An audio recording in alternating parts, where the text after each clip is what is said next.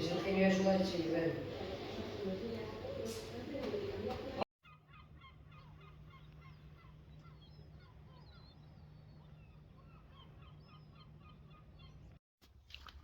Well, good morning, everyone. My Camino is over. It is finished. After 36 days and 700 miles of walking, I am done.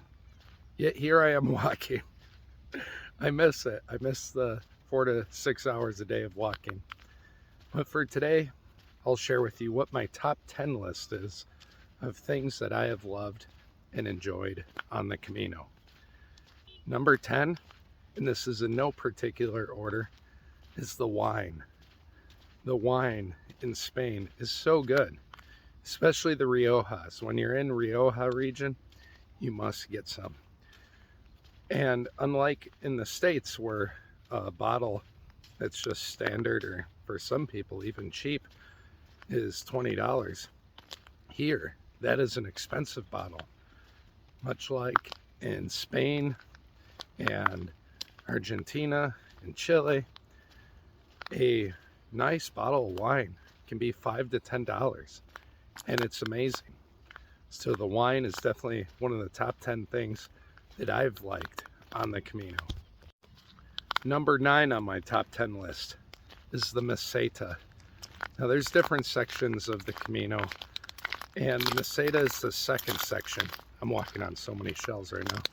The meseta is the second section where people claim it's desert. It's really just empty farmlands, and there's not much out there. Now, before I left, I've heard people talk about how meseta wasn't an enjoyable part for them. I couldn't disagree more. The meseta for me was one of the best parts because there wasn't a heck of a lot of people. And I'm an extrovert. I enjoy being around people. But the Camino, as I've said many times, provides you opportunities to grow and challenges you.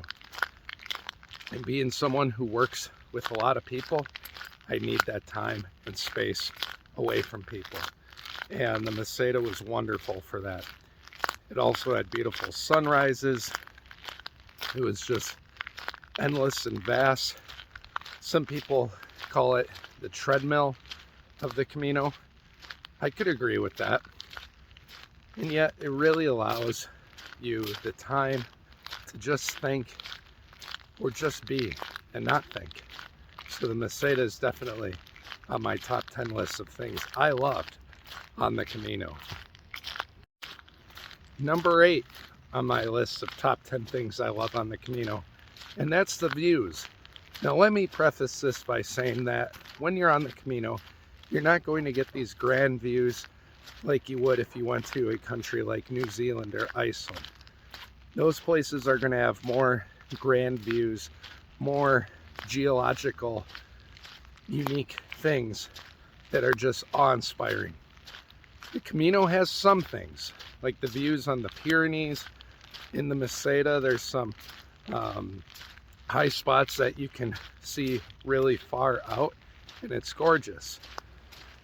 And yet it's still not the same as those other places. Now, not to discount the Camino, those views are still very incredible. So you will get great views time to time on the Camino, even just coming out to the end of the earth, like in Finisterre and Temucia. There are plenty of views to hold someone like me who really enjoys that stuff, aside from just the history and the churches and the people and all that. So the views are definitely one of the top 10 things that I've enjoyed on the Camino. Number 7 on the top 10 list of things I've liked, and that's the history. Now, I was born and raised Catholic with a Sicilian father, somebody who's from Europe, and the history of the Camino, over 1,000 years old, some parts even more than that predate Christianity. The history is evident through so many parts of the Camino. And I will say, when you get to some of the more modern cities, you miss it, because so much of the Camino and where you end up has all this rich history, whether it's in the churches, the villages, these monuments, even here in Finisterre, where people watch the sunset. People have been doing that since pre-Roman times at that spot. There's a lot of magic in the history here, things that connect us to the ancients of the past. We are walking in their footsteps, which I think is so cool. Millions of people have done this pilgrimage and this Camino, and that connects us. And so the history of the Camino and all the things that go with it is definitely one of the top 10 things of the things I've enjoyed about the Camino. Number 6 of the top 10 things I've enjoyed while being on the Camino, and that's the villages, especially in the meseta, but even outside of it. And I'm not talking the big cities like Burgos, Leon, Astorga, but the small villages, whether they're thriving or dying, like in the meseta, have such charm to them. And even though people are moving out, massive amounts of people to the cities, it's a real problem and a thing going on in Spain right now. It's quite something to see. A lot of dying villages, dead villages. The people who are still there in those villages, I felt such welcoming feelings from these people, and they've been helping pilgrims in those villages on the Camino generation after generation. So these villages have such a warm, welcoming feeling. And even if I got to see the last breath of a few of these before they die off, the people in these villages served their history well. And it was so wonderful to see and be a part of these places while in the Camino. So the villages and the warm welcomes are definitely one of the top 10 things I've enjoyed while being on the Camino. Number 5 on my top 10 list of things I've liked on the Camino, and that's the locals. Whether it's in the villages or even some of the larger towns and cities, the locals, the people who service others on the Camino have been so friendly, warm, and welcoming. It's one thing to hear Buen Camino from the person working at the local bar or cafe, but it's another when there's people my age and younger saying Buen Camino as you're walking past them. It is so cool. Sun's finally popping out. They said it was going to rain today. It is so cool to see the culture of these people, the locals who just help pilgrims from all over the world, like myself, feel welcome. And I've never once that I can think of on this Camino have not felt welcome by the locals in these places. So all the people working on the Camino, all the people living on the Camino, it's just felt very warm and welcoming. And that's definitely one of the top 10 things I've enjoyed while walking the Camino. Number 4 on my list of top 10 things I've enjoyed about the Camino, and that's the churches. My God, some of these churches, whether they're the grand churches that have been built during the Middle Ages with Gothic architecture, or even some Renaissance flair, churches that took hundreds of years to build, whether it's the ones in Burgos, Leon, Astorga, even Santiago de Compostela, the cathedral there, whether it's those or even some of the smaller churches like the one on the way to Lavacola. Where was that? Oh, Pedruzo, with the shell behind the altar. The Mary de Oente, the 8-sided church that was just stone, and it felt ancient. It's theorized that the Templars made it after visiting the Middle East. All the churches, the history, the art, the architecture, the designs, everything that went into those churches is so amazing. And I do recommend that whenever possible, get your stamps for your credential at any of these churches. Churches overall, in my opinion, have some of the best stamps on the whole Camino. So the churches, it is a combination of things, history, people, culture, all that, are amazing. And there's no way the churches would not be on my top 10 list of things I love about the Camino. Number 3 on my top 10 lists of things that I love about the Camino, and that's the fellow pilgrims. Overall, 99% of the pilgrims, not going to talk about the 1%, but they're there. You know who you are. They're probably not watching my videos, let's be honest. 99% of the pilgrims are amazing. And one of my goals before I started this trip, or one of my thoughts was, who are the friends I'm going to make that I haven't met yet? And my God, some of these people I've become friends with are friends for life. People I know I could hang out with years from now, and we'd just be happy to see each other. Stephanie, Claire, Roy, Domenico, Stefano, Siona, Marie, Francesco in Sicily, all these wonderful people. James, Australia, he's another cool cat. Bridget in Australia. I know there's more. There is more. Kiel from Norway, great guy. All these wonderful people have really been probably my favorite thing about the whole Camino, which makes it hard to walk by myself at times, even though it's an important part of the Camino. But my God, the fellow pilgrims are truly such a special part.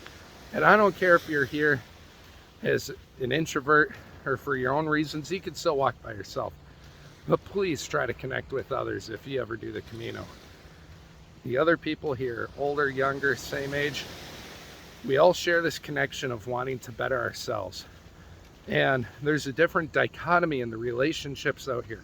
Hoi-chan, I can't forget Hoi-chan. My God, I started editing with the guy. How can I not say your name? Hoi-chan, I apologize. Such an important part of my Camino and a lifelong brother and friend. Anyways, the dichotomy of the relationships here, everyone respects one another and is just here to help each other. It's such a beautiful thing. So if I ever saw any of these people at another time in my life, and I hope I do, there's just such a strong bond and connection there. We had a shared struggle for positive reasons to better ourselves. It's such a beautiful thing.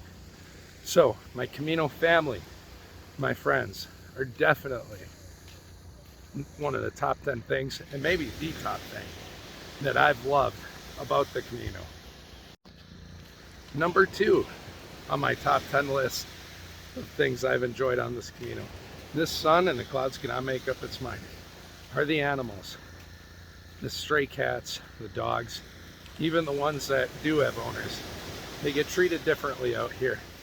But the animals are definitely one of the best parts of this Camino.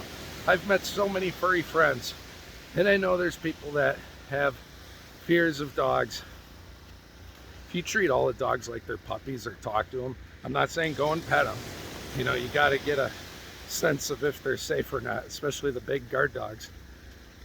But so many of them are just happy to see you and enjoy the love and rubs that you give them. So the animals have, at some of the most random times, brought me so much joy on the Camino, and they're definitely one of the top 10 things I've enjoyed. And rounding out this top 10 list of things I've enjoyed about the Camino is the walking. 4 to 6 hours a day.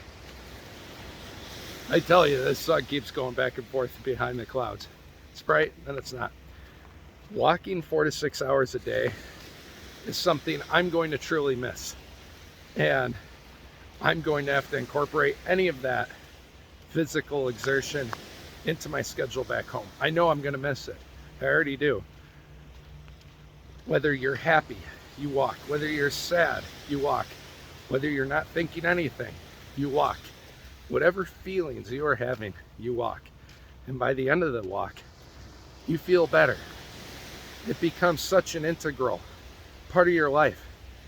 And you form this new routine this new habit that's so healthy and good for you. Helps you think, not think. At the very least, it helps you get rid of some pent-up energy.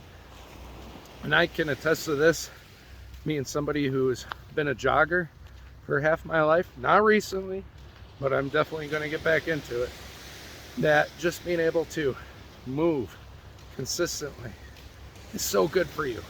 It's so addicting. And so even though my Camino is done, it really isn't. And I'm going to keep walking, keep hiking, and jogging and doing all those things. And it's such a great thing for the brain. As I've said many times in these videos before, when you walk 4 to 6 hours a day, you get a whole new level of gratitude and appreciation for the very simple things in life. Whether a cold glass of water, a cool breeze, a fresh cup of orange juice, warm coffee on a cold morning, everything. Walking 4 to 6 hours a day, every single day for over a month, it's amazing. So if you are thinking about doing the Camino and that's one of the parts you're like mentally dreading, I promise you, after your body adjusts to it, which does take about a week to 10 days, mine fell right in there, even with training. When your body adjusts, it is wonderful. You look forward to the walks and you miss the walks and all the things that come with it. So walking definitely rounds out my top 10 list of things I've enjoyed and loved about the Camino. I'd like to thank the people not sponsoring today's video, and that's Ridge Wallet. As you know, or have seen many YouTube videos, most of them have a sponsorship with Ridge Wallet. I do not. I'm just a small time person making videos for myself, so you know, I'm not going to be famous or anything. But just get yourself a regular wallet. I've had this thing for like 4 years, and you know, it can hold your money, your cards, your IDs, random notes, receipts, business cards you haven't looked at for like 5 years that you should probably get rid of. So yeah, thanks for nothing, Ridge Wallet. And you know, if this is giving you problems with your hips or back, don't put it in your back pocket, just put it in your front pocket, which is one of the things Ridge Wallet claims helps their customers so much. You can do that with a regular wallet. So yeah, not getting paid for any of this.